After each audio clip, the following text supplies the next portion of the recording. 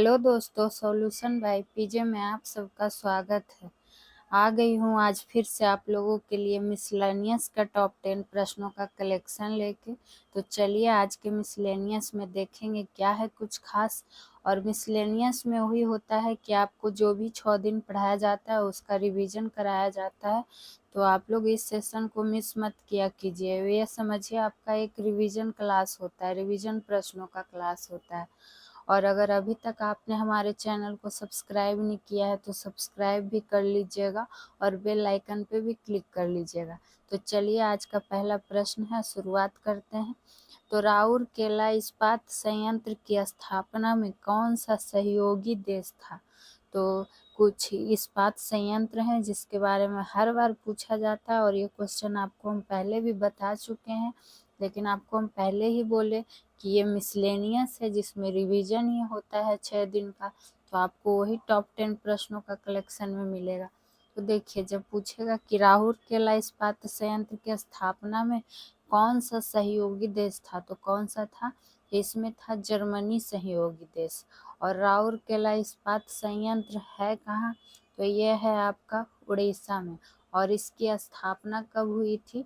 तो 1955 में। यही 3 प्रश्न इससे बनता है। उसी तरह अगर आपसे पूछ ले कि भिलाई इस्पात संयंत्र की स्थापना में सहयोगी देश, ये तो था राउरकेला का। लेकिन अगर आपसे पूछ ले कि भिलाई का, तो भिलाई कहाँ पड़ता है? तो भिलाई पड़ता है आपका छत्तीसगढ़ में। और इसकी स्थापना कब हुई थी? तो 1955 में। और इसमें सहयोगी देश कौन था? तो इसमें सहयोगी देश जो था वो था पूर्व सोवियत संघ। ठीक है, और यही चारों पूछा जाता है बार बार, इसलिए आपको बता रहे हैं। फिर एक दुर्गापुर का पूछ लिया जाता है कि दुर्गापुर इस्पात संयंत्र की स्थापना में कौन था देश सहयोगी था? तो दुर्गापुर कहाँ पड़ता है? तो ये आपको हो जाता है पश्चिम बंगाल में। और इसकी स्थापना कब हुई थी? तो इसकी स्थापना भी 1955 में ही हुई थी। और इसमें कौन सहयोगी देश था? तो इसमें ब्रिटेन सहयोगी देश था। ठीक, उसी तरह अगर आपसे पूछ ले कि बोकारो इस्पात संयंत्र, तो बोकारो कहाँ है? तो ये आपको पता है कि झारखंड में पड़ेगा। और इसकी स्थापना कब हुई थी? तो 1964 में हुई थी। और इसमें कौन सहयोगी देश था? तो इसमें भी पूर्व सोवियत संघ था। तो ये क्वेश्चन आपके लिए है काफ़ी इम्पोर्टेंट, आप लोग नोट जरूर करते जाइएगा साथ ही साथ। तो देखिए 3 का ईस्वी तो सेम है, तो आपको बस देश ये अलग रखना है नाम। और पूर्व सोवियत संघ 2 में है, तो ध्यान रख लीजिएगा अगर आप लोग अच्छे से नोट्स तैयार कीजिएगा तो। अब आइए क्वेश्चन नंबर 2 पे। स्वराज पार्टी के संस्थापक कौन थे? तो स्वराज पार्टी की बात करेंगे जब संस्थापक के, तो ये कौन थे? इसमें थे चित्तरंजन दास यानी कि CR दास, और क्या बोलता है मोतीलाल नेहरू। ये दोनों ही संस्थापक थे। तो इसका आंसर क्या हो जाएगा? ऑप्शन ए और बी दोनों। और जानते हैं इससे क्या प्रश्न बनता है? तो स्वराज पार्टी का आपसे पूछ दे कि स्थापना कब हुआ था? तो कब हुआ था? तो 1923 में हुआ था। और इसका गठन किस आंदोलन के पश्चात हुआ था? तो इसका गठन जो हुआ था तो असहयोग आंदोलन के पश्चात हुआ था। ठीक है, चूंकि 1920 में असहयोग आंदोलन हुआ था और उसके बाद जाके स्वराज पार्टी का स्थापना हुआ, जो कि कब हुआ? तो 1923 में हुआ। और जब स्वराज पार्टी का क्या बोलता है संस्थापक कौन हो गए? CR दास। CR दास को यानी कि चित्तरंजन दास को एक और उपाधि दिया गया है, जो कि आप लोग को हम बार बार बताए हैं कि तो क्या उपाधि दिया गया है, आप लोग कमेंट सेक्शन में जरूर बताइए। ठीक, उसी तरह उसमें क्या हुआ था कि मोतीलाल नेहरू जी को महासचिव बनाया गया था। ठीक है, और CR दास जी को क्या बनाया गया था? अध्यक्ष बनाया गया था। तो ये पॉइंट यहाँ पर ध्यान रख लीजिएगा। और एक पॉइंट यहाँ पर आपको और बन जाता है कि एक पूछ लेता है कि गांधी दास समझौता। ठीक, तो गांधी-दास समझौता कब हुआ था? तो ये 1924 में हुआ था। और गांधी यानी कि गांधी जी और दास यानी कि चित्तरंजन दास जी के बीच हुआ था। और इसमें मोतीलाल नेहरू भी थे, यानी 3 लोगों के बीच हुआ था। गांधी जी के बीच प्लस मतलब चित्तरंजन दास के बीच और मोतीलाल नेहरू के बीच। ठीक है, ये क्या हुआ था, गांधी दास समझौता। तो ये पॉइंट भी आपको यहाँ पर ध्यान में रख लेना है। अब आइए क्वेश्चन नंबर 3 पे। चूहा के काटने से कौन सी बीमारी होती है? तो चूहा के काटने से होती है प्लेग की बीमारी। उसी तरह पूछ लेगा कि एथलीट फुट किसके कारण होता है? तो एथलीट फुट होता है फफूंद से, यानी कि फंगस से। ठीक, फाइलेरिया बीमारी किसके कारण? तो गोल कृमि के कारण। किसके कारण? गोल कृमि के कारण। और एड्स तो आप लोग को पता होगा कि HIV के कारण। ठीक है, तो सबसे ज़्यादा क्या पूछा गया है? एक फाइलेरिया पूछा गया और एक प्लेग पूछा गया। तो ये दोनों को पक्का ध्यान में रखिएगा। अब आइए क्वेश्चन नंबर 4 पर। अधिकांश मौसम गतिविधियां वायुमंडल की कौन सी परत में होती है? तो जो अधिकांश मौसम गतिविधियां हैं ये वायुमंडल की कौन सी परत में होती है? तो ये होती है वायुमंडल की क्षोभ किसमें? तो क्षोभ मंडल परत में होती है। ठीक है, और आपको हम ये सब सारा क्वेश्चन पढ़ा चुके हैं, डिटेल में भी बता चुके हैं। तो इसलिए मिसलेनियस का सेशन आता है ताकि अंतिम दिन आपका 6 दिन का क्या हो, रिवीजन हो जाए बढ़िया से। 5 दिन जो भी आपका क्लास चलता है आपका अच्छे से रिवीजन हो जाए इसमें, उस इम्पोर्टेंट क्वेश्चन का कलेक्शन का। समताप मंडल से क्या प्रश्न बन जाता है? सबसे पहला प्रश्न तो यही बनता है कि ओजोन परत किस मंडल में? तो ओजोन परत किस मंडल में है? तो समताप मंडल में। बात करेंगे आयन मंडल की, तो इसमें क्या प्रश्न बन जाता है? आपसे पूछ लेगा कि दूर संचार प्रणाली के लिए वायुमंडल की ये परत उत्तरदायी है। तो देखिए आपसे क्वेश्चन क्या पूछेगा कि दूर संचार प्रणाली के लिए वायुमंडल की कौन सी परत उत्तरदायी है? तो कौन सी परत उत्तरदायी है? तो आयनमंडल। ठीक, बहिर्मंडल से क्या प्रश्न बनेगा? सिंपल सा पूछ लेगा संचार उपग्रह किसके अंतर्गत, किस परत के अंतर्गत? तो किस परत के अंतर्गत? बहिर्मंडल। यहाँ संचार उपग्रह और दूर संचार में कंफ्यूज नहीं होना है। ठीक है, अब आइए क्वेश्चन नंबर 5 पे। सूर्य का जुड़वा तारा किसे कहा जाता है? तो सूर्य का जुड़वा तारा कहा जाता है किसे? नेमेसिस को। ये सब सारा क्वेश्चन आपको बता चुके हैं, इसलिए आज उतना डिटेल नहीं दे रहे हैं, बस आप लोग को रिकॉल करवा रहे हैं। बात करेंगे कि साइरस से क्या क्वेश्चन बनता है? तो ये होता है सबसे चमकीला तारा। सबसे चमकीला तारा कौन हो जाएगा? साइरस। साइरस की जगह कभी कभी डॉग स्टार भी लिख देगा। कौन स्टार? Dog star. ठीक, बात करेंगे सप्तऋषि तारा मंडल। तो सप्तऋषि तारा मंडल किसे कहा जाता है? तो ध्रुव तारा किसे कहा जाता है? तो सप्तऋषि तारा मंडल को। इकारस क्या है?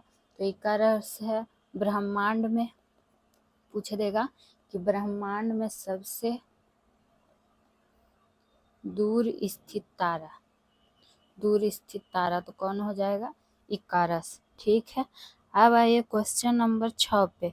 भारत के प्रथम सीएम जो सीधे पीएम बने, यानी सीएम शॉर्ट में आप लोग को लिख दिए चीफ मिनिस्टर और प्राइम मिनिस्टर, कि भारत के प्रथम ऐसे मुख्यमंत्री बताइए जो कि सीधे प्रधानमंत्री बन गए।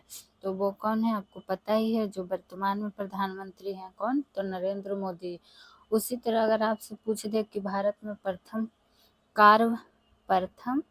कार्यवाहक कौन वाहक? तो प्रथम कार्यवाहक पीएम कौन बने थे? तो ये बने थे गुलजारी लाल नंदा। ठीक, अगर पता ही है आपको कि मनमोहन सिंह भी पीएम रह चुके हैं, तो इनसे एक प्रश्न पूछ लिया जाता है कि भारत में उदारीकरण का जनक किसका जनक? तो उदारीकरण का जनक किसे कहा जाता है?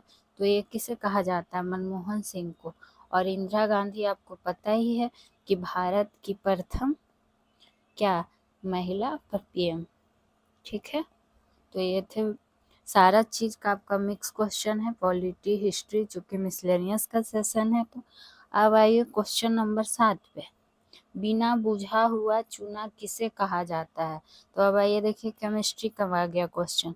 तो बिना बुझा हुआ चूना किसे कहा जाता है? ये CaO को कहा जाता है। CaO मतलब क्या हुआ? तो कैल्शियम ऑक्साइड। और ये सब क्वेश्चन काफ़ी बार पूछा जा चुका है। आप लोग प्रीवियस ईयर पेपर ज़रूर बनाया कीजिए, तभी आप लोग को पता चलेगा। सारा एनसीईआरटी का क्वेश्चन है। अगर आपसे पूछ ले कि शुष्क बर्फ किसे कहा जाता है, तो शुष्क बर्फ किसे कहा जाता है, तो कार्बन डाइऑक्साइड को, यानी कि CO2 को। उसी तरह चूना पत्थर का सूत्र, चूना पत्थर किसे कहा जाता है, चाक किसे कहा जाता है, या संगमरमर किसे कहा जाता है, तो ये सब क्या हो जाएगा, CaCO3। और CaCO3 का मतलब क्या हुआ, कैल्शियम कार्बोनेट। ठीक है। उसी तरह अब आइए N2O, तो N2 क्या हुआ, नाइट्रस ऑक्साइड, नाइट्रस। और ध्यान देना है कि NO2 नहीं है, N2O है। तो नाइट्रस ऑक्साइड क्या होता है, लाफिंग गैस होता है। पूछ लिया जाता है कि लाफिंग गैस किसे कहा जाता है, तो नाइट्रस ऑक्साइड को। ठीक है। अब आइए क्वेश्चन नंबर 8 पे। और आपको हम बार बार बोलते हैं कि आपको इस चैनल के माध्यम से सिर्फ इम्पोर्टेंट प्रश्नों का ही कलेक्शन लाया जाता है चुन चुन के, प्लस आपको टॉपिक वाइज भी हर संडे स्पेशल में सारे सब्जेक्ट का करवाया जा रहा है धीरे धीरे। तो आप लोग इस चैनल को ज़रूर सब्सक्राइब कीजिए, ज़रूर जुड़िए, पूरा वीडियो देखा कीजिए। अब आइए क्वेश्चन नंबर 8 पे। बिहार में राज्यसभा के सदस्यों की संख्या कितनी है, तो आप लोग को पता होगा कि 16। और अगर आपसे पूछ ले कि राज्यसभा किस अनुच्छेद में है, तो आपको हम बहुत बार बता चुके हैं, आप लोग कमेंट कीजिएगा कि किस अनुच्छेद में है। उसी तरह 243, तो विधानसभा सदस्यों की संख्या पूछे कि बिहार में विधानसभा सदस्यों की संख्या कितनी है, तो कितनी है, 243। 40 किसका है, तो 40 आपको पता है कि लोकसभा के सदस्यों की संख्या है। ठीक। और 75 किस में है, तो विधान परिषद सदस्य की संख्या है। विधान परिषद सदस्य की संख्या कितनी है, तो 75। ठीक। अब आइए क्वेश्चन नंबर 9 पे। बिहार में नमक आंदोलन में हाजीपुर से नेतृत्वकर्ता कौन थे, तो यही आपसे पूछा गया है कि जब बिहार में नमक आंदोलन हुआ था, तो उसमें हाजीपुर से नेतृत्व कौन किए थे, तो जो हाजीपुर से नेतृत्व किए थे वो किए थे भरत मिश्र। कौन मिश्र, तो भरत मिश्र। उसी तरह बिपिन बिहारी वर्मा, ये कहाँ से नेतृत्व किए थे, तो ये किए थे चंपारण से। और चंपारण वाला जरूर याद रखिएगा। ठीक। श्री कृष्ण सिंह कहाँ से किए थे, तो मुंगेर से किए थे। और अंबिकांत सिंह कहाँ से किए थे, तो ये पटना से किए थे। और एक और पूछ लिया जाता है कि दरभंगा से कौन किए थे, तो दरभंगा से कौन किए थे, तो सत्यनारायण सिंह। सत्यनारायण सिंह कहाँ से किए थे, तो दरभंगा से किए थे। ठीक है। अब आइए आज का अंतिम और 10वां प्रश्न देखते हैं क्या है। किस दिन राष्ट्रीय प्रोटीन दिवस मनाया जाता है, यानी कि आपसे दिवस का भी क्वेश्चन आ गया। अब प्रोटीन दिवस बहुत बार पूछा गया, तो कब मनाया जाता है, ये मनाया जाता है आपका 27 फरवरी को। ठीक। उसी तरह से 14 अप्रैल को क्या मनाया जाता है, तो आपको पता है कि 14 अप्रैल को क्या मनाया जाता है, भीमराव अंबेडकर जी की जयंती, जो कि इस बार मनाया गया 2024 में। और कैमी जयंती थी जो 2024 में मनाई गई, वो 133वीं जयंती थी, ये भी ध्यान में रख लेना है। 8 मार्च को पता है कि अंतर्राष्ट्रीय महिला दिवस मनाया जाता है। अंतर्राष्ट्रीय, आप लोग तो सुन के अच्छे से नोट्स तैयार कर सकते हैं, और तो हम तो लिखते भी जाते हैं, बोलते भी जाते हैं, समझाते भी जाते हैं, तो आप लोग आराम से नोट्स तैयार कर सकते हैं। तो अंतर्राष्ट्रीय महिला दिवस कब हो जाएगा, 8 मार्च को। और 1 दिसंबर को क्या होता है, तो एड्स दिवस होता है। तो आज का ये था मिसलेनियस का टॉप 10 प्रश्न। फिर मिलेंगे किसी और विषय का टॉप 10 प्रश्नों का कलेक्शन लेके। तो आप लोग इस चैनल को ज़रूर जुड़िए, सब्सक्राइब कीजिए, शेयर कीजिए, लाइक कीजिए। तब तक के लिए खुश रहिए, मस्त रहिए। Thank you.